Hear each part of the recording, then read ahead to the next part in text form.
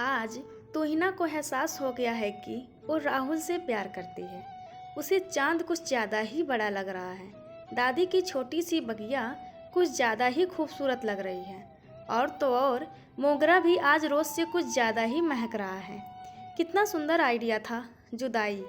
जब वो राहुल से दूर हुई तभी तो उसे एहसास हुआ। वो छोटी छोटी सी बातें, वो उसका बात बात पर दाखिल हाजिर है बोलना, वो उसकी गाल पर आई लटे पीछे करते हुए टोकना। आंखें खराब हो जाएंगी, क्यों काटती हो ये शॉर्ट बाल, तुम लंबे बालों में ज़्यादा खूबसूरत लगती हो।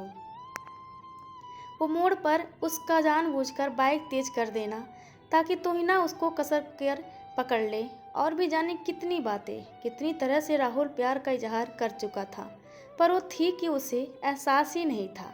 लेकिन जब इतने दिनों के लिए उससे अलग हुई तो एहसास हुआ कि वो तो ज़िंदगी बन चुका है। इतने करीब से बचपन से जानती थी उसे कि लगता था उस जैसे दोस्त के साथ कभी रूमानी हो ही नहीं सकती है। पर शुक्रिया दादी का, जिनकी अनुभवी निगाहों ने सब कुछ पढ़ लिया। और तभी बगल के कमरे से दादी और बाबा के झगड़ने की आवाज़ से तोहिना वर्तमान में लौटी। तुरंत उनके कमरे की ओर दौड़ी। वही पुराना दृश्य था, दादी बाबा का झगड़ा। दादी की मनपसंद फिल्म चल रही थी। देख तोहिना, मुझे न्यूज़ सुननी है और तेरी दादी चैनल बदलने नहीं दे रही। कुछ पूछे इनसे, कितनी न्यूज़ सुनेंगे ये? वही रोज़ रोज़ एक ही बात सुनाई जाती है, कौन जीतेगा कौन हारेगा। अरे हद होती है। और तुम्हारी पिक्चर हर बार बदल जाती है क्या? तोहिना बेटा, 1000 बार देख चुकी होंगी ये फिल्म। अरे फिल्म एंटरटेन तो देती है, न्यूज़ तो टेंशन। बस तोहिना रेफरी की तरह चिल्लाई। चलिए बाबा जी, मैं आपको पार्क में ले चलती हूँ, तब तक दादी फिल्म देखेंगी। और हाँ दादी, वहाँ से लौटकर बाबा जी न्यूज़ देखेंगे। तोहिना के आदेश का दादी बाबा ने आज्ञाकारी बच्चे की तरह पालन किया। वो पार्क में बाबा के साथ घूम रही थी, पर उसके मन पर दादी की फिल्म चिपक गई थी। सच में दादी कई बार देख चुकी हैं ये फिल्म, जो तोहिना के अनुभवों के दायरे से बाहर की है। पर वो मॉम कम्युनिकेशन की स्टूडेंट है। अपने आसपास भले ही ना देखा हो, पर दुनिया की हर तरह समस्याओं से वाकिफ़ है। सच में बहुत अफसोस होता है ये जानकर कि दुनिया में ऐसे बच्चे भी हैं, इतने स्वार्थी, इतने नकारे। एक तरफ उसके मम्मी पापा और चाचू चाची कितनी परवाह करते हैं दादी बाबा की। तभी तो हर दूसरे हफ्ते किसी न किसी का दादी बाबा के पास आकर उनकी समस्याएं मिलजुल कर सुलझाने का नियम बनाया। बाकी सब तो ठीक, पर उनकी सबसे बड़ी समस्या बन चुका है दादी बाबा का झगड़ा। कभी कभी तो उनकी आवाज़ें इतनी तेज़ हो जाती है कि पड़ोसी उन्हें फ़ोन करके शिकायत करते हैं। पर तोहिना को सबसे ज़्यादा असर इस बात से होता है कि पापा बताते हैं दादी बाबा एक सुलझे हुए दंपति और अभिभावक थे। पापा चाचू ने कभी बचपन में उनके झगड़े नहीं देखे। फिर इधर कुछ सालों में क्या हो गया, तभी राहुल का मैसेज आ गया। मेरी याद आ रही है। तोहिना का मन तो हुआ कि अभी इजहार कर दे, पर नहीं, इसमें कोई थ्रिल नहीं, लौट कर बताऊंगी। उसने बैक मैसेज कर दिया। तभी राहुल की जुदाई की मीठी सी टीस और दादी की फिल्म के दृश्य घुल मिल गए, जिसमें बच्चे माता पिता को अलग कर देते हैं और वो एक दूसरे की याद में एक वो दंपत थे, एक दूसरे पर जान छिड़कते। और एक दादी बाबा हैं जिनके झगड़े से सब तंग आ चुके हैं। आइडिया। तभी तोहिना के दिमाग में एक आइडिया कौंध गया, जिसे थोड़ी नानुकुर के बाद सबने मान लिया। पापा ने दादी को मनाया, गेस्ट रूम में एक्स्ट्रा टीवी है, आप उसमें बैठकर दिन भर टीवी देखिएगा, कोई मना नहीं करेगा। फिर 2 महीने की तो बात है। कभी किसी के यहाँ जाकर रहने को तैयार ना होने वाली दादी इस बात पर आसानी से मान गई। अच्छा है, 2 महीनों के लिए इनकी शक्ल नहीं देखनी पड़ेगी, ना चैनल बदलने की किटकिट सुननी पड़ेगी। चाचू ने बाबा को मनाया, सोसाइटी के अंदर पार्क है, आप चाहें तो सारा दिन वहाँ बैठें, कोई मना नहीं करेगा। अच्छा है, ना दिन रात तुम्हारी दादी के फालतू के टीवी सीरियल की बकवास कानों में पड़ेगी, ना किटकिट। तोहिना दादी को लेकर अपने घर पहुँच गई। जैकी आकर बाबा को ले गया, पर तोहिना को कुछ सुना सा लगा। उसे लगा उसके आते ही राहुल आ धमकेगा, पर तभी मोबाइल घुनघुनाया। सॉरी तुहिना, बेंगलुरु से एक क्रैश कोर्स का इनविटेशन आया था। मैंने अप्लाई किया था बहुत पहले, पर ये कोर्स बहुत महंगा था। अभी अचानक से डिस्काउंट में सेंसन का मैसेज आया। बस 2 हफ्ते में हाजिर होता हूँ। 2 हफ्ते? तुहिना को लगा चांद भी कुछ परेशान सा हो गया है।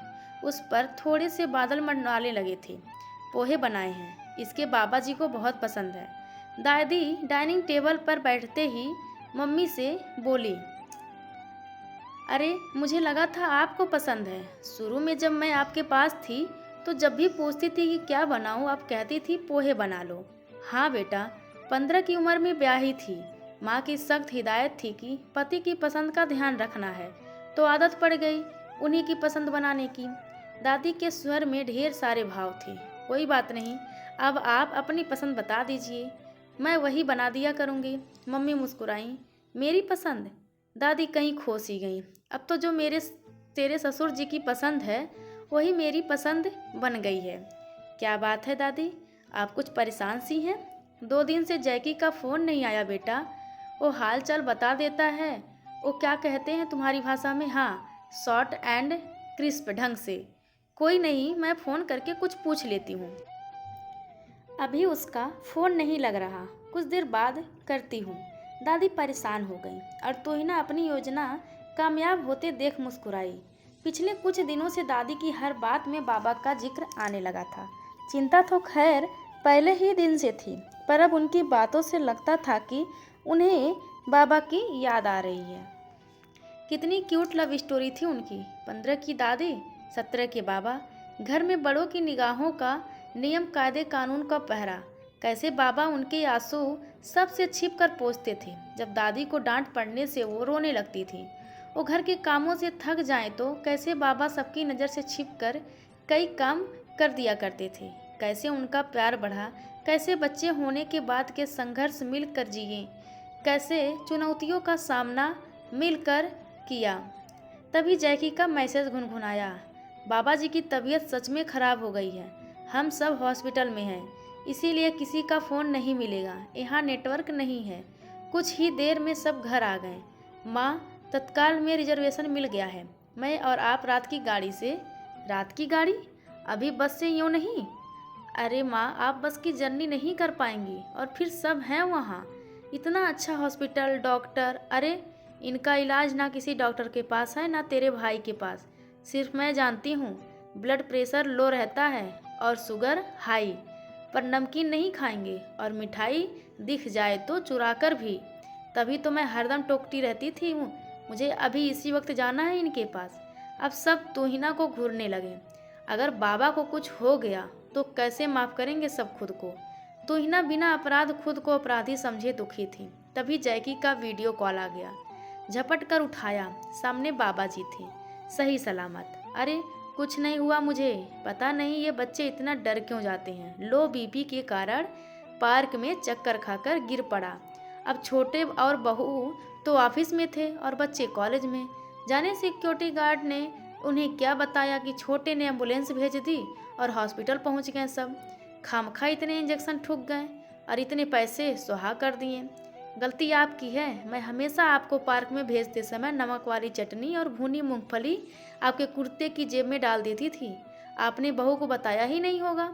ओ अच्छा, ये बताइए कि आप यहाँ आ रहे हैं या मैं मम्मी को लेकर? पापा ने टोका तो दोनों एक साथ बोल पड़े, मैं आऊँगा। वहाँ गेस्ट रूम में टीवी देखेंगे साथ में। नहीं, मैं आऊँगी। पार्क में आपके साथ चलूँगी, पुरानी यादें ताज़ा करने के लिए। दोनों की लड़ाई अब तोहिना के लिए सिर्फ ध्वनियाँ बनकर रह गई थी, क्योंकि राहुल सामने खड़ा था। दोनों की आंखें प्यार की गहराई के साथ एक दूसरे में खोती जा रही थी। दरवाजे पर खड़ी तोहिना को राहुल ने दूसरे कमरे में खींचकर बाहों में भर लिया। अरे कोई देख लेगा, कोई कमरे से निकलकर इधर नहीं आएगा।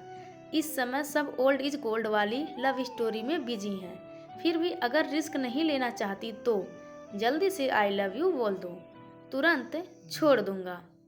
तो दोस्तों, यह कहानी आप सभी को कैसी लगी कृपया कमेंट करके ज़रूर बताएं, और चैनल को लाइक, शेयर और सब्सक्राइब करना बिल्कुल ना भूलें। धन्यवाद आप सबका।